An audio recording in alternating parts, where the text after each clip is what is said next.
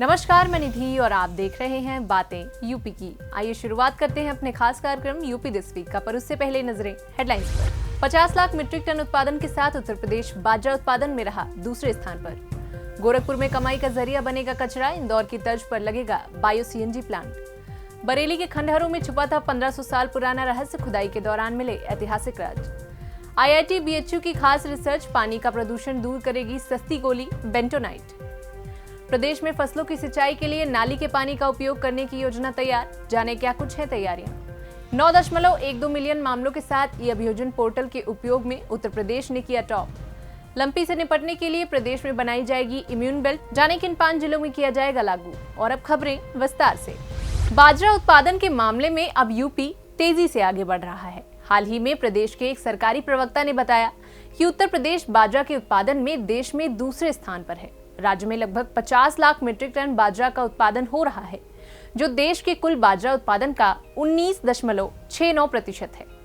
बता दें, यूएन ने भारत के प्रस्ताव पर साल 2023 को अंतर्राष्ट्रीय बाजरा वर्ष घोषित किया है। अंतर्राष्ट्रीय बाजरा वर्ष 2023 की कार्य योजना अन्य के साथ साथ उत्पादन, खपत, निर्यात को बढ़ाने की रणनीतियों पर केंद्रित होगा। वहीं यूपी गवर्नमेंट राज्य में बाजरा और बाकी पोषक अनाज को लोकप्रिय बनाने के लिए कई कार्यक्रम आयोजित करने की योजना बना रही है, जिसमें बाजरा के खेती क्षेत्र, उत्पादन और उत्पादकता बढ़ाने पर ध्यान दिया जाएगा। साल 2022 में बाजरा की खेती का रकबा 9.80 लाख हेक्टेयर था, जिसे बढ़ाकर 10.19 लाख हेक्टेयर किया जाएगा। वहीं उत्पादकता वर्तमान में 24.55 क्विंटल प्रति हेक्टेयर से बढ़ाकर 25.53 क्विंटल प्रति हेक्टेयर किया जाएगा। बाजरे के उत्पादन को बढ़ावा देने के लिए सरकार क्लस्टर प्रदर्शन, साझा बीज वितरण के माध्यम से क्षेत्र विस्तार और मुफ्त बीज मिनी किट वितरण आयोजित करने की योजना बना रही है।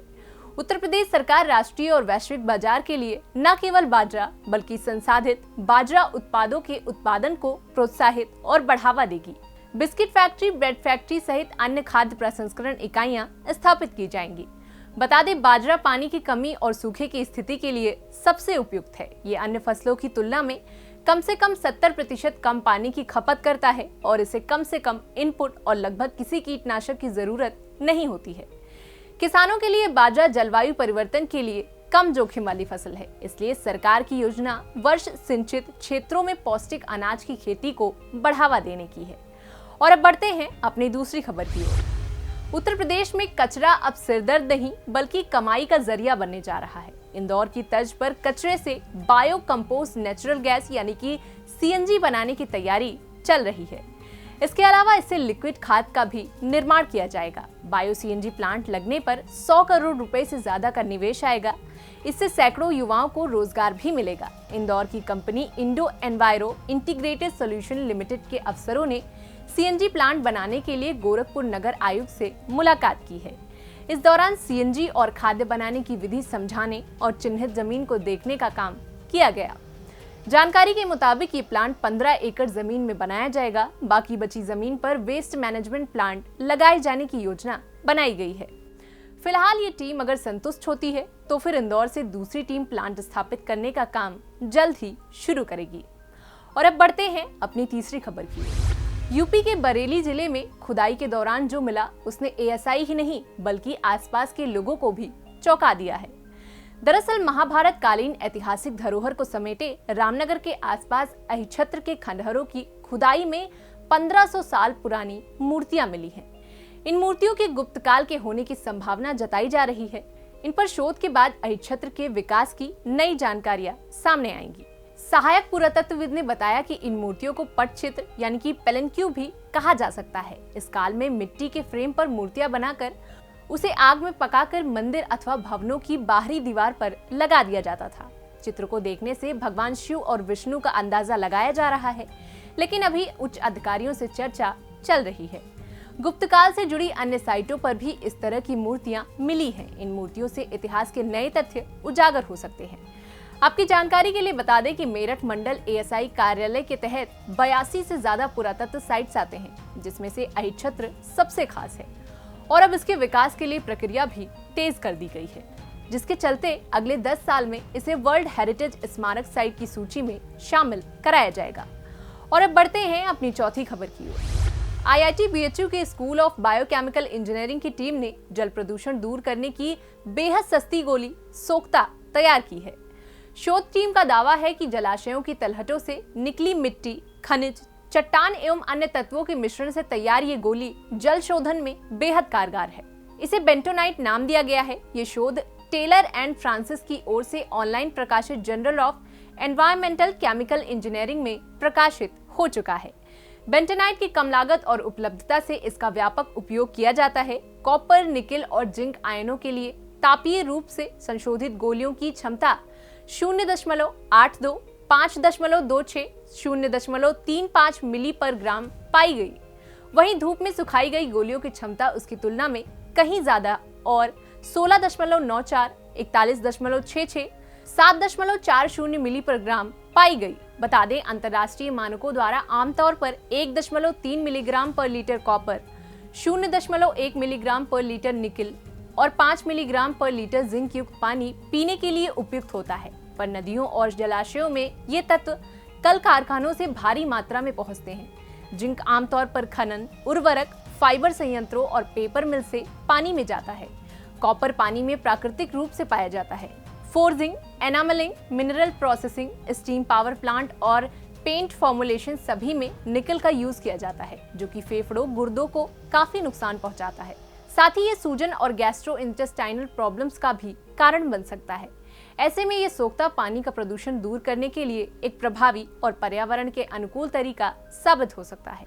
और अब बढ़ते हैं अपनी पांचवी खबर की ओर। पांचवी खबर हमारे किसान भाइयों के लिए बेहद खास है। दरअसल हाल ही में उत्तर प्रदेश के जल शक्ति मंत्री ने अधिकारियों को प्रदेश में फसलों की सिंचाई के लिए नाली के पानी का उपयोग करने की योजना तैयार करने के निर्देश दिए। यानी कि अब नाली के पानी को नदियों में न गिराकर इसे सिंचाई के लिए यूज किया जाएगा, जिससे नदियों में प्रदूषण नहीं बढ़ेगा और सिंचाई की लागत में भी काफी कमी आएगी। साथ ही इससे सिंचाई में इस्तेमाल होने वाले पानी का संरक्षण करने में भी काफी मदद मिलेगी। राज्य में बहने वाले 848 नालों की निगरानी के लिए 5 सदस्यीय कमेटी बनाई जाएगी। नालों के आसपास रहने वालों और समाज से जुड़े लोगों को समिति का सदस्य बनाया जाएगा।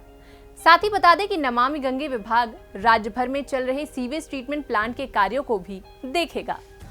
और अब बढ़ते हैं अपनी छठी खबर की ओर। उत्तर प्रदेश 9.12 मिलियन मामलों के साथ डिजिटल इंडिया मिशन के तहत केंद्र सरकार द्वारा प्रबंधित ई-अभियोजन पोर्टल के उपयोग में टॉप पर है।